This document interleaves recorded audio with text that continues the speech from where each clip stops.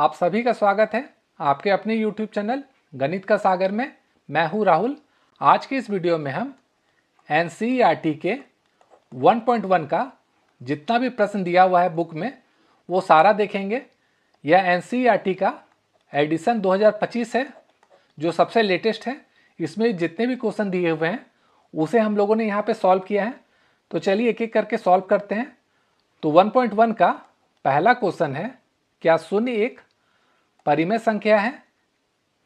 क्या आप इसे p/q के रूप में लिख सकते हैं, जहाँ p और q पूर्णांक है और q जो है वो 0 के बराबर नहीं है। तो जी हाँ, शून्य को हम परिमेय संख्या के रूप में लिख सकते हैं। तो यहाँ पे आपको लिखना होगा हाँ, शून्य एक परिमेय संख्या है। चलिए देखते हैं कैसे हैं। मान लीजिए एग्जाम्पल लेते हैं 0/1 या फिर 0/6 या फिर 0/12। तो हम क्या देख रहे हैं, ये p/q के फॉर्म में है। पहले वाले में क्या है, p जो है 0 है और q क्या है, ये है 1। दूसरे में p जो है 0 है और q है 6। तो इसे हम p/q के रूप में लिख सक रहे हैं। और जो यहाँ पे देखिए दिया हुआ है कि जो q है वो 0 के बराबर नहीं होना चाहिए, तो यहाँ भी 0 के बराबर नहीं है, यहाँ भी 0 के बराबर नहीं है। इस तरह से शून्य एक परिमेय संख्या है। अब अगला क्वेश्चन देखते हैं। अगला क्वेश्चन दिया हुआ है आपके बुक में 3 और 4 के बीच में 6 परिमेय संख्या निकालना है।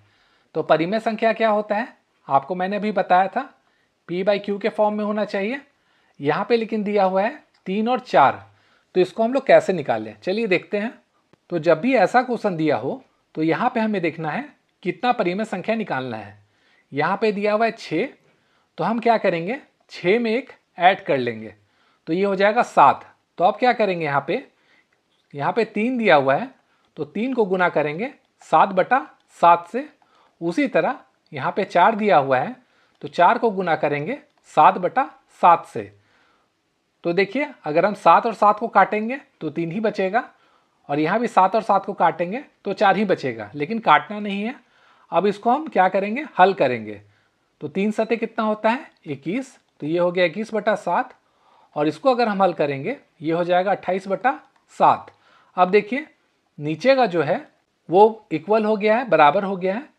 तो अब देखिए यहाँ पे क्या है, यहाँ पे 21 है और यहाँ पे 28 है। तो इन दोनों के बीच में क्या आता है, 22 आता है, 23 आता है, 24 आता है, 25 आता है, 26 आता है और 27 आता है। और सबके नीचे में क्या है, बटा 7 है। तो सब में हम बटा 7 कर देंगे। और देखिए 6 परिमेय संख्या निकालना था तो ये हो गया 1 2 3 4 5 और 6। और ये सारा क्या है, p/q के फॉर्म में है, जहाँ q जो है वो 0 के बराबर नहीं है। तो इस तरह से आप आसानी से किसी भी संख्या का परिमेय संख्या निकाल सकते हैं। अब अगला देखते हैं क्वेश्चन क्या दिया हुआ था आपके बुक में। तो अगले में दिया हुआ है जो तीसरा नंबर क्वेश्चन है, यहाँ पे 2 परिमेय संख्या ही दिया हुआ है और इनके बीच में अब 5 परिमेय संख्या निकालना है। तो अगर p/q के फॉर्म में दिया हो तो भी हमें घबराना नहीं है। यहाँ पे देखना है कितना परिमेय संख्या निकालना है, 5। तो मैंने जैसा आपको पहले बताया था इसमें एक ऐड कर दीजिए। तो 5 और 1 क्या होता है, 6 हो गया। अब क्या करेंगे, इसमें हम यहाँ पे 3/5 है, इसमें हम 6/6 से गुना कर देंगे जैसा पिछले क्वेश्चन में किया था। और 4/5 में भी 6/6 से गुना कर देंगे। तो ये कितना हो जाएगा, ये हो जाएगा 18/30 और यहाँ से आएगा 24/30। अब इसके बीच में क्या आएगा, 19/30 आएगा, 20/30 आएगा, 21/30 आएगा, 22/30 आएगा और 23/30 आएगा। हमें 5 ही निकालना था तो यही इसका आंसर हो जाएगा। अब अगला क्वेश्चन देखते हैं।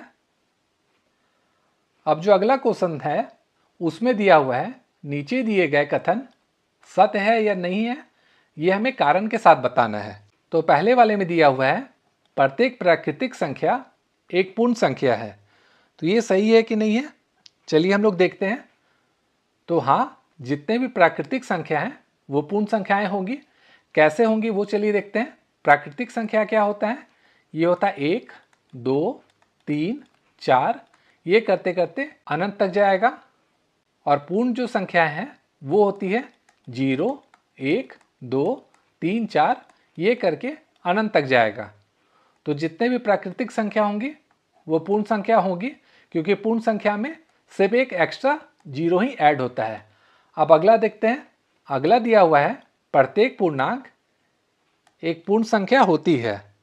तो ये सही है कि नहीं है वो हम लोग देखते हैं। तो ये जो कथन है ये है हमारा असत्य। असत्य कैसे है वो हम लोग देखते हैं। यहाँ पे बोला गया है प्रत्येक पूर्णांक। तो पूर्णांक में क्या होता है, ऋणात्मक जो संख्या होती है वो भी आ जाता है, लेकिन जो पूर्ण संख्याएं होती है उसमें क्या होता है, देखिए यहाँ पे हमने आपको पहले भी बताया था 0, 1, 2 करके अनंत तक जाता है। मतलब इसमें सिर्फ जो पॉजिटिव या घन संख्या होती है वही होता है, इसमें ऋण संख्याएं नहीं होती है। तो इसका मतलब ये जो कथन है वो असत्य हो जाएगा। और आपको यहाँ पे लिख देना होगा कि जो पूर्णांक है उसमें ऋणात्मक भी होती हैं संख्याएं, और जो पूर्ण संख्याएं होती है उसमें ऋणात्मक संख्याएं नहीं आती है। अब अगला कथन देखते हैं। प्रत्येक परिमेय संख्या एक पूर्ण संख्या होती है। तो ये कथन भी असत्य है। आपको लिखना है ये कथन असत्य है। क्यों है इसके लिए आपको पूरा डिटेल लिखना होगा। मैं आपको लिख के दिखाता हूँ। यहाँ पे मान लीजिए है 2/3, 6/8, 1/2। तो ये क्या होगा, आपस में कटेगा नहीं, ये p/q के फॉर्म में ही रह जाएगा। तो ये पूर्ण संख्याएं नहीं होगी। अगर इस तरह से रहता कि 4/2, 6/3, ये परिमेय संख्या अगर पूछा जाता कि ये पूर्ण संख्याएं होती है कि नहीं, तो ये हो जाती, क्योंकि ये आपस में कट जाता। तो ये सिर्फ बचता 2, लेकिन ये क्या हो रहा है, p/q के फॉर्म में है, और जो पूर्ण संख्याएं होती है वो p/q के फॉर्म में नहीं होती है। तो आज के लिए इतना ही। अगले वीडियो में हम 1.2 के सभी क्वेश्चन को देखेंगे।